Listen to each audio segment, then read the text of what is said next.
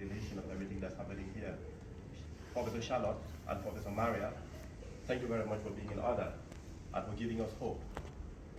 We are more than inspired that our children will grow in a country that will be the most anti-racist nation in the world because of our combined efforts. Before I talk, let me explain a bit about me. I'm Fikela James Sambo, and I come from Cameroon in West Africa. I've been around for about 10 years.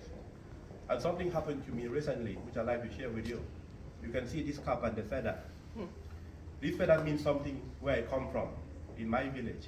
It is actually an honor from the Paramount Fund, His Royal Highness, the Fond in the northwest region of Cameroon, thanking me and encouraging me for doing my cultural art around the world and sharing the culture of our people.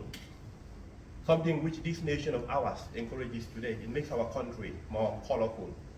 In case we are wondering, why does this young man carry a feather on his head?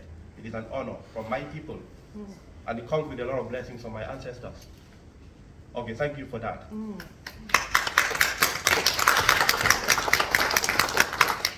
So my dear friends, we are here today to celebrate a great project. And that notwithstanding, we are going back home with a lot of homework, because all the things we see here today may not mean anything except what Professor Robert said happens, taking responsibility as individuals. The government may give their policy.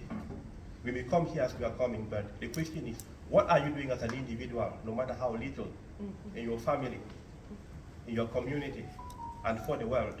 How do you go out of your own way to make sure that this nation actually fulfills the pledge it has given to its people? Do you take the responsibility of government, or do you leave it to someone else in Cardiff? Government will not be there in the evening when you are there with your children at home, or when you are drinking with your friends. You are the one to be the watch for the government to make sure that those principles should long endure. And I bet with you that everyone can change the world. When many people hear about changing the world, they feel like someone is asking them to fight it, a hurricane or a tornado, or to move a mountain. But no, you can change the world by doing very real things. You can fight racism by doing very little things in extraordinary ways. For example, you can change the world by smiling to a stranger, sympathizing with the downtrodden and raising that downtrodden, with helping a beggar. A listening word, a listening ear, a word of encouragement can go a long way to instill hope. All the people you meet in the world have something they're battling, and one good word from you can foster life and instill hope for a greater and better nation. Dr. Martin Luther King Jr. once said that it may well be in this generation that we may have to repent, not merely for the violent words or the violent actions of the bad people, but for the appalling silence and indifference of the good people as well, who sit around and say, wait on time. Human progress does not rule on the wheels of inevitability. It comes from the tireless efforts and persistent work of dedicated individuals, in this case like you and me. And without this hard work, time itself can become an ally to the primitive forces of social stagnation. We must help time.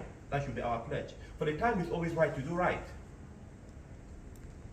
Professor Moore said, let today be a significant day, where we take that step to make this nation a better nation, when we take the responsibility as individuals who love a nation. The question should not be, what is this country doing for us?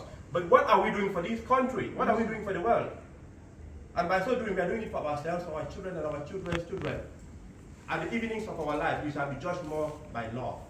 The question is not your title, it is, what do you contribute? What change do you leave behind?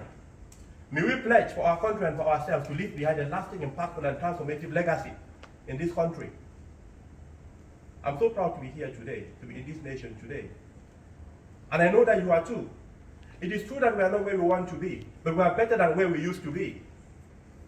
And we can even go further again when you collaborate in your own small way, and I in my own small way. And the combination of these little collaborations will form what we call ripples of hope. And together they can form a strong force that will bring down the highest mountains of oppression and resistance. There is nothing we cannot do in a host of cooperating ventures, but divided there is little we can do. May we stand up together as brothers and sisters and kill racism, or we'll die as fools. My dear friends, let us go home today with an assignment to make this country and the world a better place, to know that by serving our neighbor, we serve our nation. By serving our community, we serve the entire country and the world. that little things done in extraordinary ways will give about extraordinary results. Thank you very, very much for coming once more. And hopefully we are going back home with a lesson that will make the world a better place. It is your responsibility and my own as well. Thank you.